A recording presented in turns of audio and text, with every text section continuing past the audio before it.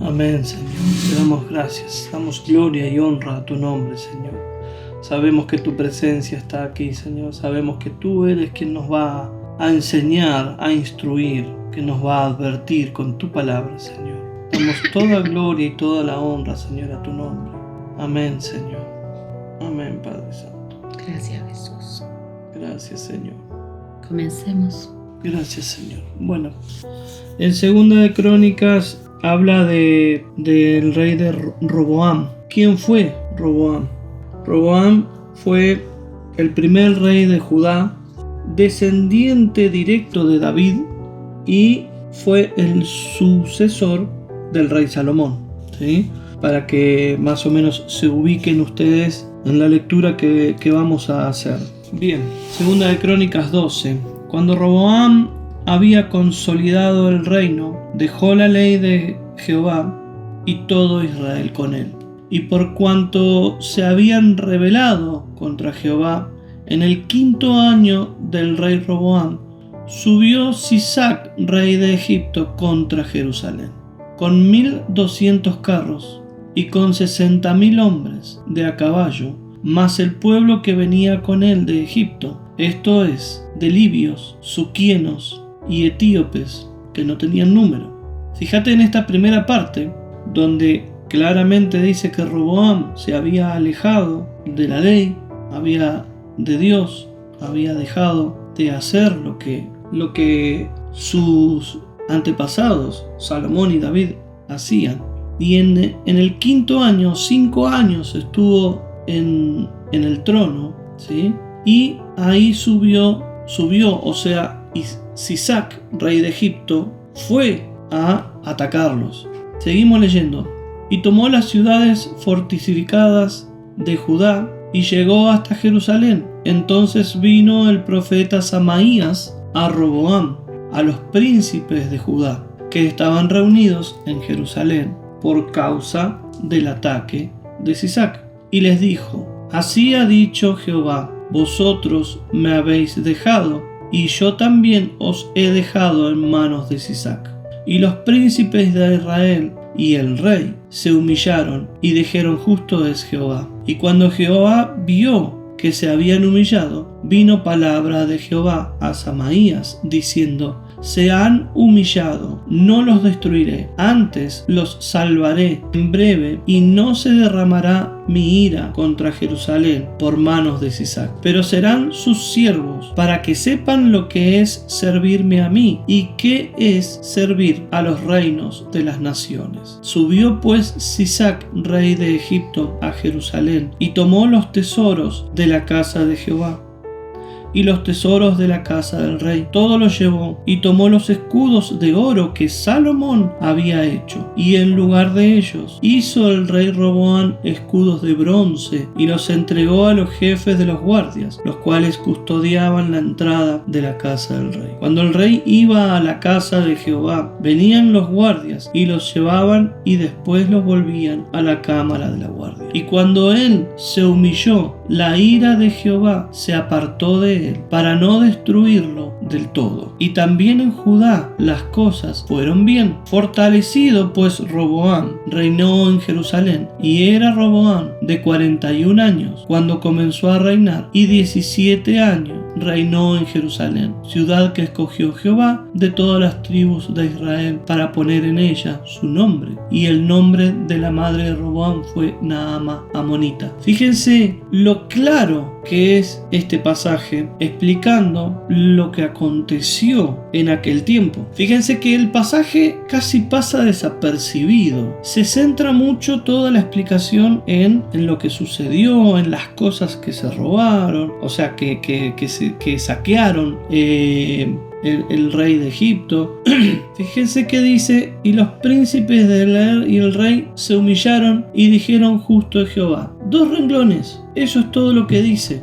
Cuando Jehová vio que se habían humillado, vino palabra de Jehová a Samaías diciendo: se han humillado, no los destruiré. Fíjense qué cortito que es la parte más importante, porque el resto es parte de la historia, el resto es parte de lo que sucedió, pero la parte más importante es cuando Dios ve los corazones del rey de Judá y que se humillaron. Yo no creo que haya sido tan así como lo dice acá, tan así al pasar. Y los príncipes de Israel y el rey se humillaron y dijeron: justo es Jehová. ¿Ustedes qué se imaginan cuando uno lee esto? Nada, como al pasar, como que, bueno, sí, justo eres Jehová, nos humillamos a tu presencia. Punto, nada más, como que así, como que muy al pasar, y no es así. Es la parte primordial, es la parte principal. Fíjense que después en el versículo 12 dice: y cuando él se humilló, o sea, ¿él quién? El rey Roboam de Judá. Y cuando él se humilló, la ira de Jehová se apartó de él para no destruirlo del todo. Y también en Judá las cosas fueron bien. O sea, recién es como que hay una doble humillación, como que tuvo que suceder en dos oportunidades. En la primera fue cuando estaban con los príncipes, el rey, cuando todos estaban siendo atacados por Sisac,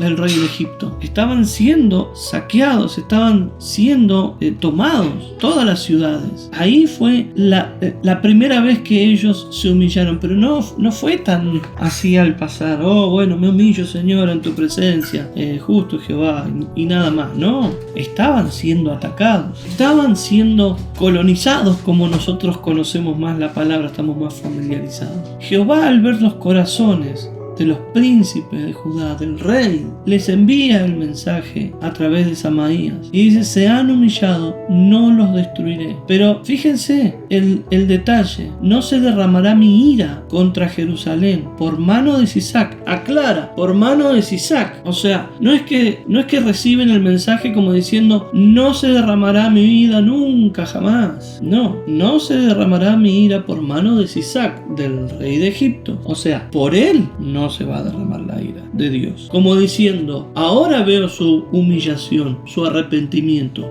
estoy viendo sus corazones. Ok, el Señor tuvo piedad, los perdonó, pero dijo: ahora no los voy a destruir. Pero si más adelante continúan con la misma, y es muy probable que venga otro y sí los destruya. ¿Se entiende? Por eso aclara, es muy claro, donde dice: y no se derramará mi ira contra Jerusalén por mano de Sisac. Y después vuelve a aclarar, vuelve a hacer otra aclaración: pero serán sus siervos para que sepan lo que es servirme a mí y qué es servir a los reinos de las naciones. O sea que las consecuencias el Señor no las detuvo. Las consecuencias el Señor dijo: ustedes se las mandaron, bueno, yo los perdono, pero las consecuencias las van a tener. Y esto es lo que ninguno de nosotros quiere aceptar. Ninguno de los seguidores de Jesús, de los cristianos, quiere aceptar, porque es difícil aceptar las consecuencias de las macanas que nos mandamos, pero tenemos que aceptarlas, tenemos que asumirlas y tenemos que seguir para adelante. Nosotros en nuestra vida, ustedes en sus vidas, ¿cuántas macanas se han mandado? ¿Cuántas veces le hemos fallado a Dios? ¿Cuántas veces el Señor nos ha tenido misericordia y nos ha rescatado? Pero las consecuencias de todas las cosas que pasamos las seguimos padeciendo. Y aquellos que no conocen la palabra, o aquellos que conocen la palabra y no la quieren asumir, dicen: oh, Señor, ¿por qué aún me sigues castigando con esto? Si te mandaste una macana, bancátela. Si le rompiste el vidrio al vecino, bueno, ahora lo tenés que pagar. Y lo sacaste en cuota y tenés que pagar las cuotas.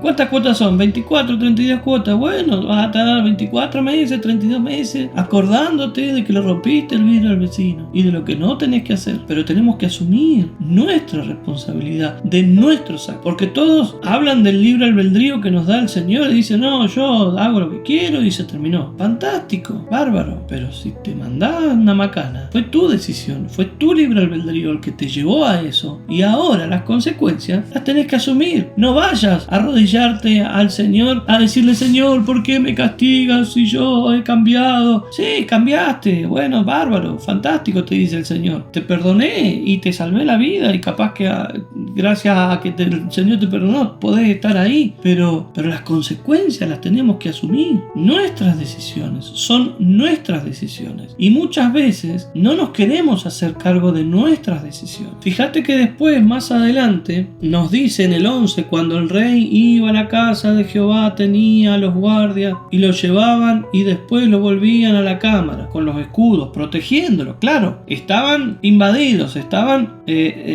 colonizados. Entonces el rey Roboam tenía que salir de su casa protegido con los escudos, con todo lo que se había llevado, porque lo podían matar en cualquier momento. Y ahí dice, y cuando él se humilló, la ira de Jehová se apartó de él. Es como que Roboam se humilló, reconoció la primer parte, reconoció que el Señor los había perdonado, pero después, fíjate que después tenía las consecuencias. Él estaba padeciendo las consecuencias. El Señor los había perdonado, el Señor los había permitido, el Señor los había frenado la ira y no permitió que Sisac, el rey de Egipto, que fue el que los invadió, los matara a todos y se quedaran sin absolutamente nada. Entonces los dejó a todos con vida, y acá aclara, pero serán sus siervos, para que sepan lo que es servirme a mí y qué es servir al reino de las naciones. Significa que los dejó con vida,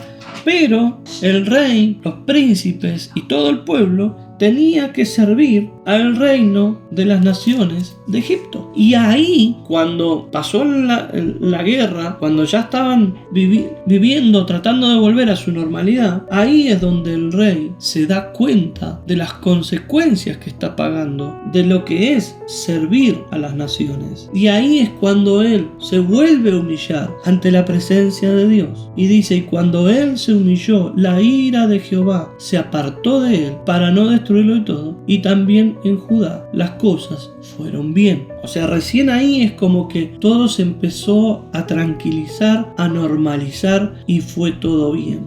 Pero fíjate que se tuvo que humillar el rey. ¿Cuándo? Cuando se dio cuenta de las consecuencias que estaba pasando. Pero seguimos leyendo más adelante. Fortalecido pues Roboam reinó en Jerusalén, y era Roboam de 41 años cuando comenzó a reinar, y 17 años reinó en Jerusalén. Roboam reinó 17 años. El 14 dice, fíjate que al final del 13, Jehová de todas las tribus de Israel, para tener en ella su nombre, y el nombre de la madre de Roboam fue Naama Amonita. Y fíjate el 14, e hizo lo malo porque no dispuso su corazón para buscar a Jehová. O sea que después de todo lo que habían pasado, de que Dios los había perdonado, le había perdonado la vida, que después Dios les dejó las consecuencias, que después cuando se volvieron a humillar ante Dios por todas las consecuencias que estaban pasando, el Señor los volvió a perdonar. Roboam, el rey de Judá, volvió a fortalecer su reinado durante 17 años, y después vuelve de nuevo e hizo lo malo porque no dispuso su corazón para buscar a Jehová. Las cosas de Roboam, primeras y postreras, no están escritas en los libros de los profetas de Samaías y del vidente Ido, en el registro de las familias. Y entre Roboam y Jeroboam hubo guerra constante. No cesaron las guerras, porque fíjate que no se terminaron de humillar ante la presencia de Dios, no hicieron las cosas como las tenían que hacer. Entonces el rey junto a los príncipes no pudieron salir de la opresión y vivían en guerra tras guerra tras guerra, tratando de salir de la opresión.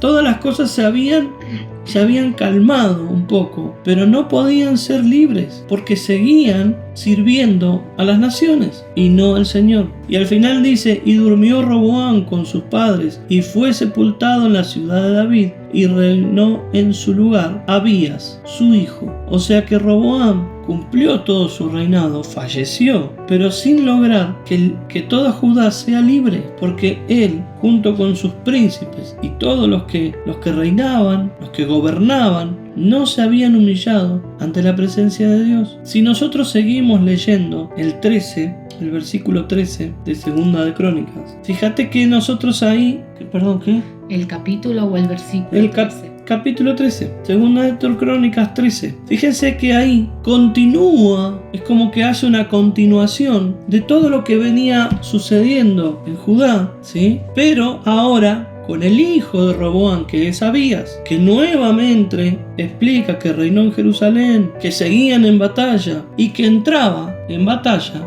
con otro que se llamaba, ya te digo, y se levantó, 13, Segunda de Crónicas 13:4, y se levantó Abías sobre el monte de Semariam, que está en los montes de Efraín, y dijo: oídme, Jeroboam y todo Israel, ¿no sabéis vosotros que Jehová, Dios de Israel, dio el reino a David sobre Israel para siempre, y a él y a sus hijos, bajo pacto de sal? Pero Jeroboam, hijo de Nobat, siervo de Salomón, hijo de David, se levantó y rebeló contra su señor. Y se juntaron con él hombres vanos y perversos, y pudieron más que Roboam, hijo de Salomón, porque Roboam era joven y pusilánime, y no se defendió de ellos. Y ahora vosotros tratáis de resistir al reino de Jehová en mano de los hijos de David, porque sois muchos, y tenéis con vosotros los becerros de oro que Jeroboam os hizo por dioses. Fíjense cómo describe constantemente que eran idólatras. ¿No habéis arrojado vosotros a los sacerdotes de Jehová, a los hijos de Aarón y a los levitas, y os habéis designado sacerdotes a la manera de los pueblos de otras tierras, para que cualquiera venga a consagrarse con un becerro y 7 carneros, y así sea sacerdote de los que no son dioses? Fíjate cómo nombraban sacerdotes solamente porque traían los 7 carneros y un becerro y los entregaban, y así los nombraban sacerdotes. Esto, ustedes dicen, bueno, pero ¿qué tiene que ver esto con nosotros? Bueno, pero ¿qué es lo que nosotros estamos haciendo? ¿A qué le estamos dando prioridad? ¿Qué estamos poniendo por delante? ¿A qué le estamos rindiendo culto en nuestro día a día? ¿A quién estamos poniendo en el trono de nuestra mente, de nuestro corazón, todos los días? ¿Acaso no estás poniendo por sobre el Señor a tu trabajo? Porque si no, después me van a despedir y después no voy a saber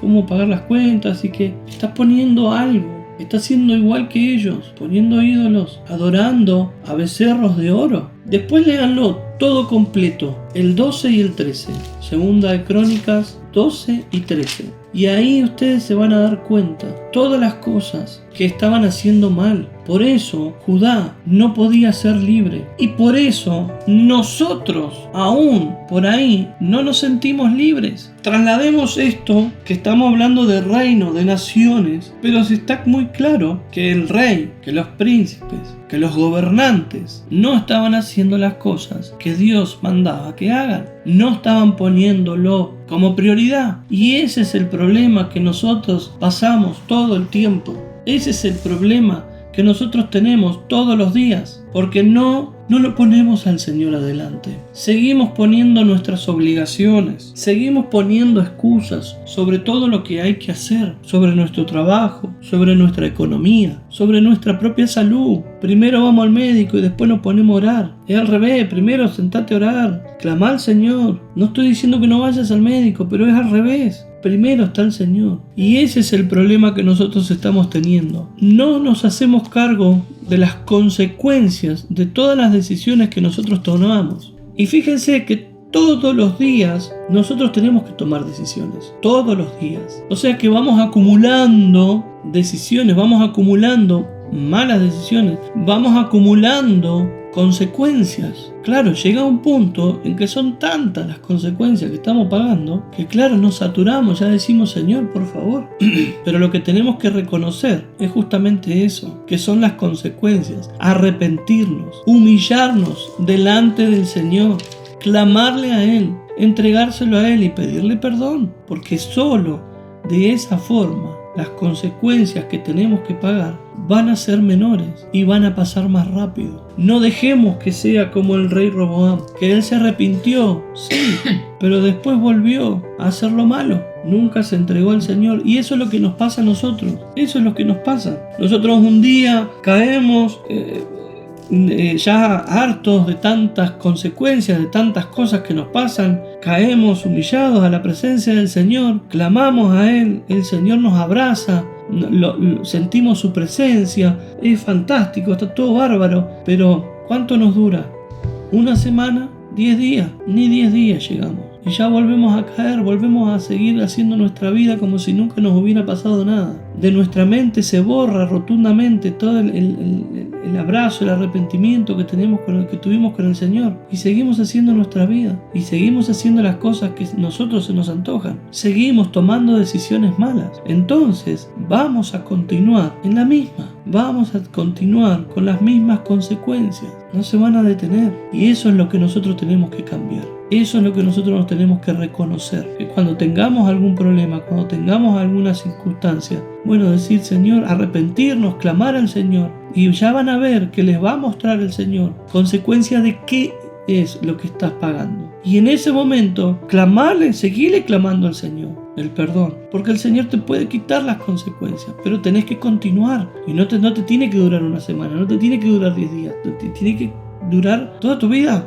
Amén, hermanos. Esa era la palabra que tenía para el día de hoy. Doy gloria al nombre del Señor. Santo es el Señor. Gloria y honra. Vamos a orar. Dios Padre Todopoderoso, tú que reinas los cielos y la tierra, en el nombre de Jesús te damos gracias, Padre Santo, por todas las palabras que tú nos brindaste el día de hoy, por todas las palabras que nos brindaste a través de la voz de Marcela, Señor, y por todas las enseñanzas que nos diste de tu palabra, Señor.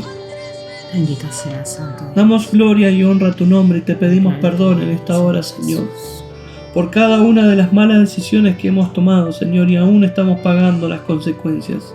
Así es, Señor. Padre Santo, perdónanos, Señor. Perdónanos, Padre amado, en el nombre de Jesús. Clamamos a ti, Señor, que seas tú el que siga gobernando nuestra vida, que seas tú el que se siente en el trono, Señor, que seas tú el alfa y el omega, el que está apenas nos levantamos a la mañana, el que está en nuestra mente y en nuestro corazón, que seas tú, Señor. Que seas tú desde la mañana hasta la noche, durante todo el día, que seas tú el que está sentado sobre el trono de nuestra vida. Que cambien nuestras prioridades, Señor. Ayúdanos a modificar nuestras prioridades, Padre Santo. Que ninguna de nuestras prioridades de nuestro diario vivir de este mundo, Señor, nos cambie y nos modifique y te saque del trono, Señor, de nuestra vida. En el nombre de Jesús, Señor. En el nombre de Jesús, Padre Santo. En el nombre de Jesús, Señor. Te necesitamos. Sabemos que sin ti no podemos seguir adelante, Señor. Te necesitamos día y noche, Padre Santo. Perdona, Padre amado. Perdona nuestra flojera. Perdona, Señor. Perdona, Padre Santo, porque no somos capaces de ayunar, Señor. No somos capaces de levantarnos temprano a la mañana para dedicarte una oración a ti. No somos capaces, Señor, de frenar todo nuestro día cotidiano, Señor, para brindarte una oración a ti, para darte agradecimiento por las cosas que nos están pasando. Perdónanos, Padre Santo, en el nombre de Jesús. Perdónanos, Padre. Y te clamamos a ti, Señor, para que mermes las consecuencias de todas nuestras malas decisiones. Señor, danos paz en nuestro corazón, danos descanso. Señor, te entregamos a ti todo nuestro yugo, Señor. Te lo entregamos a ti, Señor, y nos ponemos bajo tu manto. Cubre a mis hermanos con tu manto, Señor. Cubre a mis hermanos con tu manto. Cubre esta familia. Cubre la familia de mis hermanos. Igual de aquellos que no se han congregado hoy, Señor. Cúbrelos con tu manto, Señor. Protégelos de todo mal. No permitas que el enemigo siga haciendo de nosotros lo que él quiere. Padre Santo, tú conoces nuestro corazón, sabes que queremos hacer tu voluntad, Señor, y queremos hacer lo que tú has hecho para nosotros. Señor, en el nombre de Jesús, ayúdanos, Padre, ayúdanos, Señor. En el nombre de Jesús, damos toda gloria y toda honra a ti, Señor. Toda gloria y toda honra a ti, Padre Santo. Libéranos, Señor. Libéranos, Señor, de todas las cargas. Libéranos, Padre Santo, de todas las consecuencias de tantas malas decisiones. Damos gloria y honra a tu nombre, Señor. Amén. Amén.